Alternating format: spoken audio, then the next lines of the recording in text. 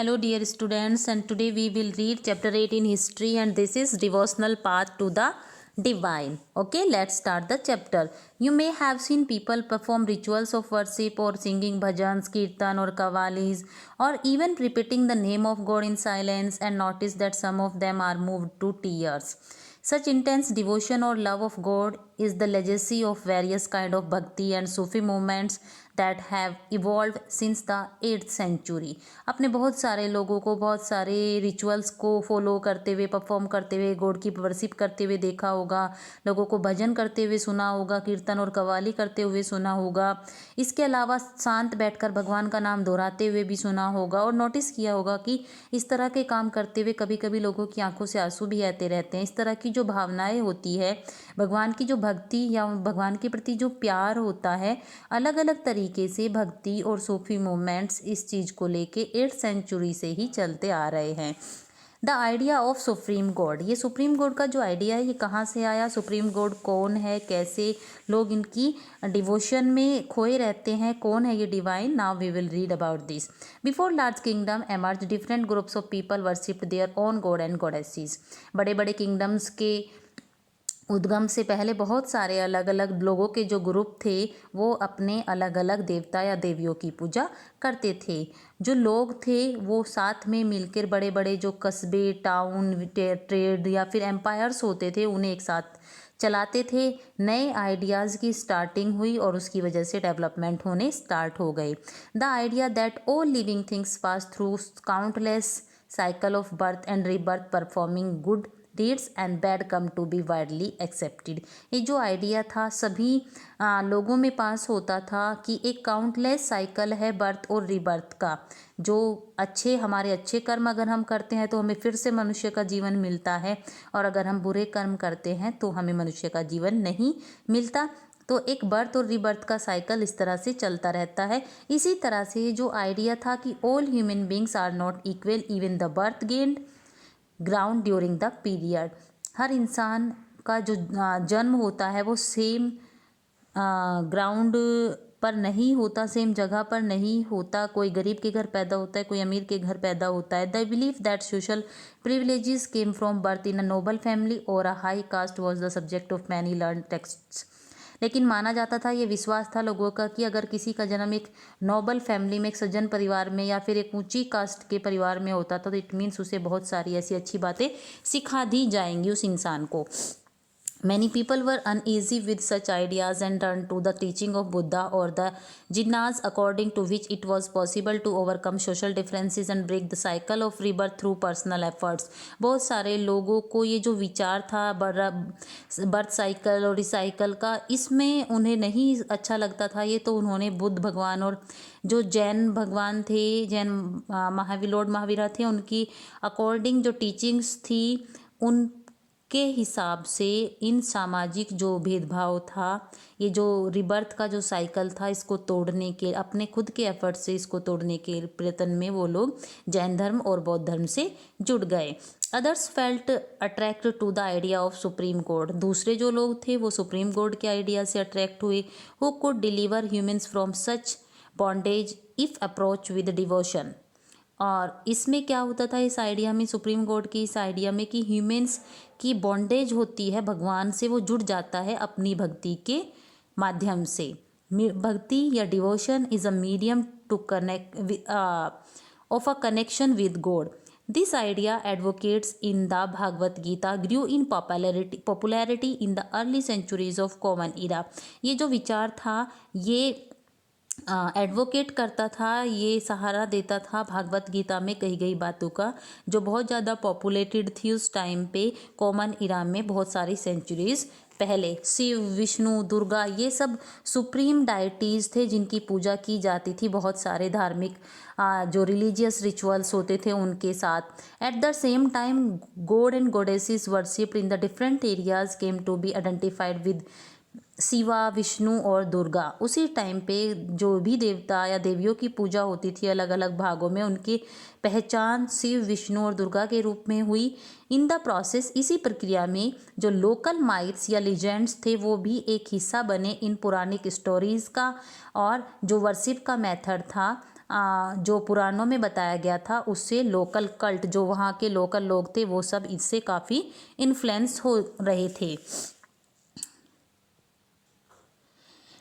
Possible for the devotees to receive the grace of God regardless of their caste status. The idea of bhakti became so popular that even Buddhists and Jainas adopt these beliefs. ये जो भक्ति का idea था ये इतना ज़्यादा popular हुआ कि जो बुद्धिस्ट लोग थे, जो जिनाज थे, जो जैन धर्म से बिलोंग करते थे, वो उन सब ने भी इन बिलीव्स को अडोप्ट करना स्टार्ट कर दिया था। Our next point is new kind of bhakti in South India, Nenars and Alvars. The 7th to 9th century saw the emergence of new religious movement led by the Nenars, sent devotee to Shiva, and Alvar, sent devoted to Vishnu, who came from all castes including those considered untouchable like the Puliyars and Panaras. 7वीं शताब्दी से लेकर 9वीं शताब्दी तक कुछ नए धार्मिक आंदोलनों का उद्गम हुआ, जिनको लेड किया, जिनका नेतृत्व किया नैनार्स, ये जो शिव भगवान की भक्ति में रहते थे, अलवर्स जो विष्णु भगवान की भक्ति में रहते थे, और इसमें जुड़े हुए लोग सभी जातियों से आए थे। कुछ लोग इनमें अनटचेबल कास्ट से भी बिलोंग करते थे, जैसे कि कुछ अनटचेबल कास्ट थी जैसे पुलियार और पनाराज। They were sharply critical of the Buddhists and Jains and preached ardent love of Shiva और Vishnu as the path to salvation. इन लोगों ने बहुत ज़्यादा आलोचना की बुद्धिस्ट और जिनाज की, इनकी जो शिक्षा थी उसकी, और अपना जो इनका लव था शिव और विष्णु को भगवान को लेके, कि वो ये चाहते थे कि ये मानते थे कि शिव और विष्णु भगवान की भक्ति करके ही हमें मोक्ष प्राप्त हो सकता है।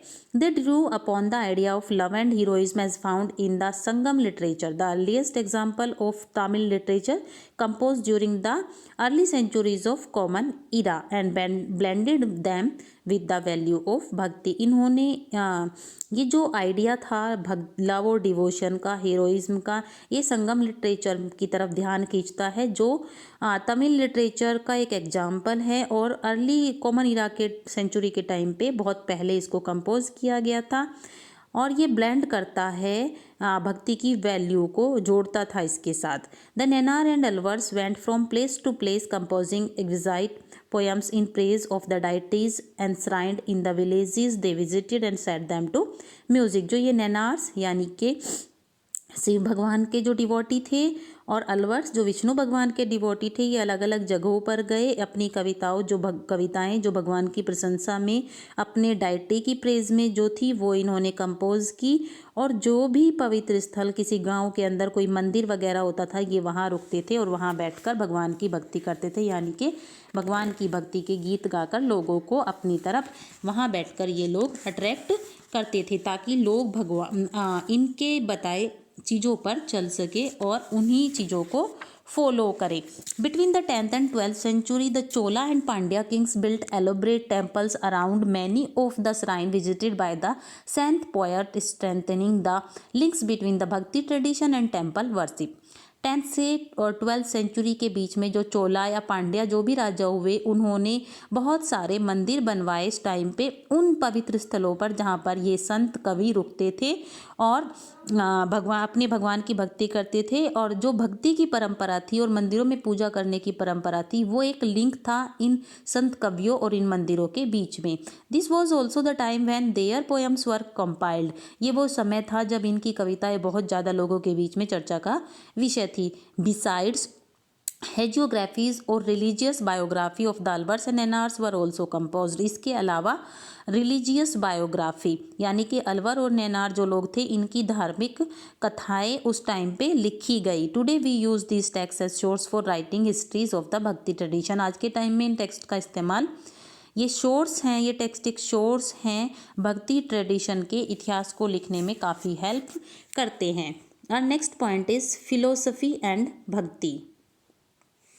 Sankara, one of the most influential philosopher of India, was born in Kerala in the 8th century.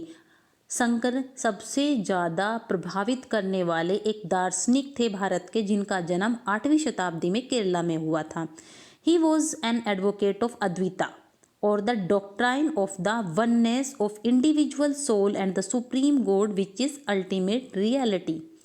ये एडवोकेट करते थे अद्वितीयता को, एक ऐसी इंसान, एक ऐसी आत्मा, एक ऐसी सुप्रीम गॉड की भक्ति करने के लिए हर इंडिविजुअल को, जो अल्टीमेट वास्तव में जो रियलिटी है उस सच्चाई की पूजा करो, उस सच्चाई को मानो। भगवान को मूर्तियों में बांध के नहीं रखा जा सकता, ये अपने आप में एक अद्वितीय होते हैं, इनकी अपनी सोल होती है और ये सुप्रीम गॉड होते हैं। He taught that Brahmans the only और अल्टीमेट रियलिटी, इन्होंने ये भी सिखाया कि ब्राह्मण जो हैं वो अकेले ही वास्तविकता हैं। ये was formless and without any attribute, जो किसी आकार के बिना और बिना किसी चढ़ावे के बिना ही उन भक्ति कर सकते हैं भगवान की। He considered the world around us to be an illusion और maya and preached renunciation of the world and adoption of the path of knowledge to understand the true nature of Brahmans and attain salvation. He considered, इन्होंने world में ये चीज़ बताई कि जो दुनिया है ये एक इल्यूज़न है, एक धोखा है, एक माया है। और ये भी सिखाया, ये भी प्रीच किया कि अगर भगवान के साथ आप कनेक्शन बनाना चाहते हैं दुनिया में रहते हुए, तो ज्ञान को प्राप्त करने का एक रास्ता है कि किसी चीज़ को प्राप्त करने से पहले उसकी सच्चाई को, उसके नेचर को समझो, और उसे समझने की सबसे अच्छी समझ ब्राह्मणों में है, और वो ही मोक्ष का रास्ता हो बताते हैं हमें। ब्राह्मण ये चीज़ समझा सकते हैं और मोक्ष का रास्ता दिखा सकते हैं। रामानुजा ये भी तमिलनाडु में 11वीं सेंचुरी में बॉर्न हुए थे। इन पर अलवर्स का बहुत गहरा प्रभाव था। इनके अनुसार best means of attaining salvation, मोक्ष प्राप्त करने का सबसे अच्छा रास्ता है कि भगवान विष्णु की भक्ति करो। Vishnu is in his grace helps the devotee to attain the bliss of union with him.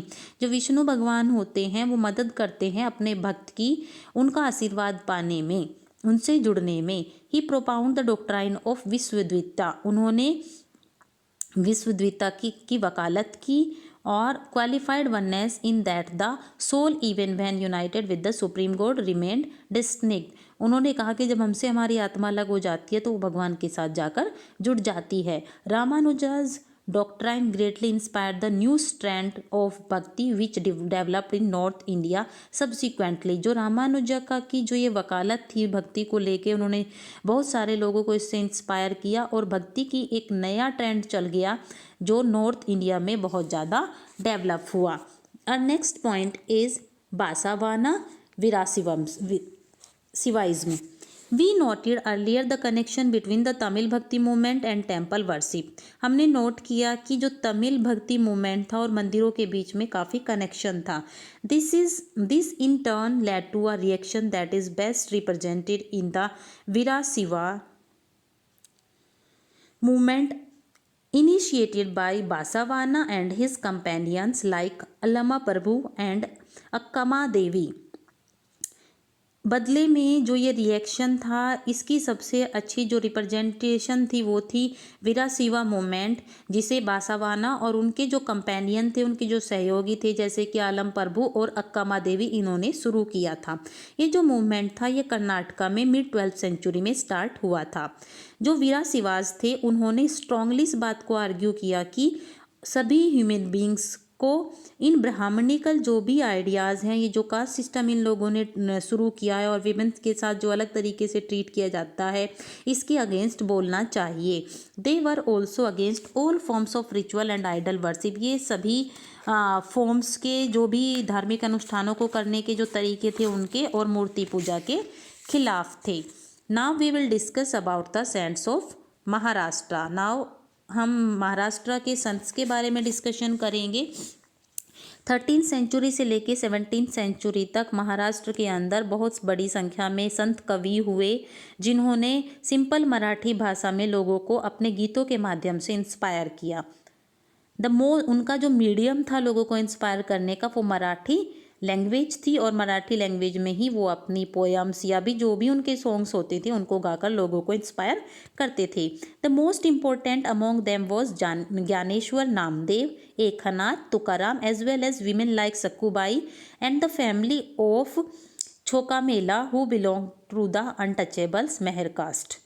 इनमें से जो सबसे इम्पोर्टेंट लोग थे वो थे ज्ञानेश्वर, नामदेव, एकनाथ और तुकाराम।